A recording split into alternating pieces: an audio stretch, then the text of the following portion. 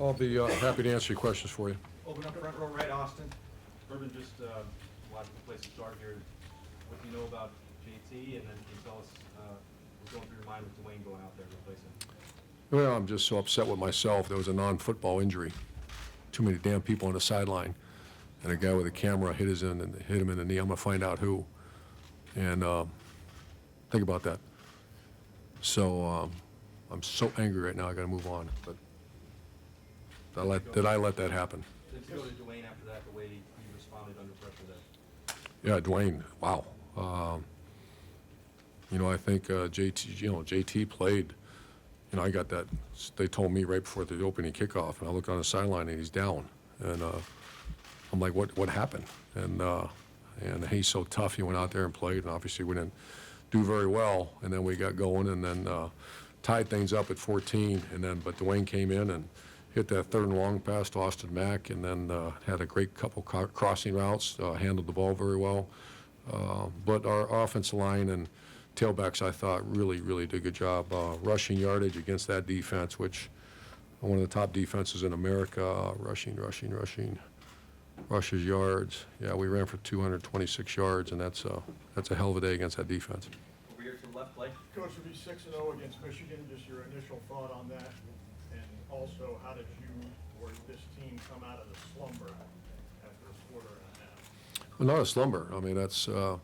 I made this comment many times that you'd have to be hard pressed. I know there's a lot of people that respect the rivalry, but that group of players in our locker room, the coaching staff, the amount of respect that we have for this rivalry, and that team that we play is slumber. Absolutely not. We're playing a good football team, one of the best defenses in America in a home turf. That you go ask those players how they feel about. They gave everything they got. So I disagree with you very. Vehemently and somewhat pissed. It's not we're playing our balls off, and against a very good team, and we hung in there for 4 quarters, and that's what you name a rivalry when it's not like that. What began to work for you? The offensive line started blocking them. Our tailbacks ran really hard, and then the opportunistic passing that we started hitting. I thought Ryan Day has been studying. He studied this team for really all year, and called a very nice game as far as some of the throws. But and then our defense, we just kept hanging in there. To think they scored after a punt return, on the 5 freaking yard line. So our defense played well. Our kickoff team played well, but it was a street fight, and we hung in there and found a way to win. Second row middle, Bill. Urban, do you have any idea about JT's No. for next week? Nope. And with Dwayne, you had some careful throws, but then there was a throw, especially to Austin, where that was a challenging throw. Can you describe just your level of confidence in him being able to make those? That's just someone on your freaking sideline, and now you hurt your quarterback. I'll find out who that was. Front row middle, Rob. Following up on that, Urban, just to clarify, did it happen early? Like you said, it happened Before the game. before the game. Major college football. Major college football. Any idea who represented, who that person was with? It's all-out investigation.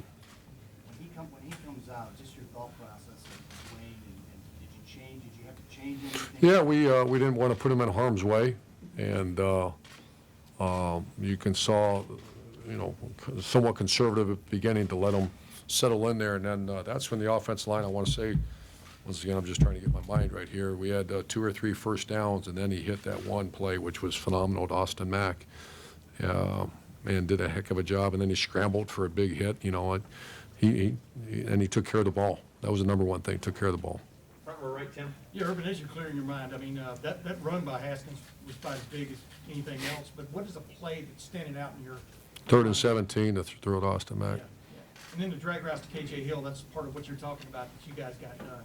Yeah, well, the whole intent was to get it out fast, because once again now you got at least two players on the defensive line are going to be high draft picks. Yeah. And the other thing, Sam Hubbard and Denzel Ward seemed to be all over the field at times today. What did you see as you were watching just your defense play in that regard, and especially those two fellas?